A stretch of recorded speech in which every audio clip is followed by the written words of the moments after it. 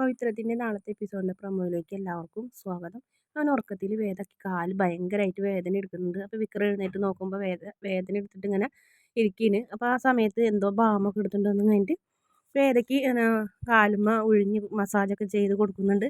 പെട്ടെന്ന് ഇത്തിരി വേദന കൂടുന്നുണ്ട്. അപ്പോൾ അത് മനഃപൂർവ്വം വിക്രം ചെയ്തതാണെന്ന് പറഞ്ഞ് നിങ്ങളുടെ ദേഷ്യമൊന്നും ആ കാലുമ്മൽ തീർക്കരുതിട്ടെന്ന് പറഞ്ഞാൽ അടങ്ങി കിടക്കണിയോ, നിൻ്റെ കാലിൽ മാത്രം എടുത്തുള്ളൂ രോഗം എന്നൊക്കെ പറഞ്ഞ് വിക്രം വീണ്ടും വേദന ദേഷ്യം പിടിപ്പിക്കുന്നുണ്ട്. എന്നിട്ട് വീണ്ടും സമാധാനമായിട്ട് കുഴിഞ്ഞു കൊടുക്കുന്നുണ്ട്.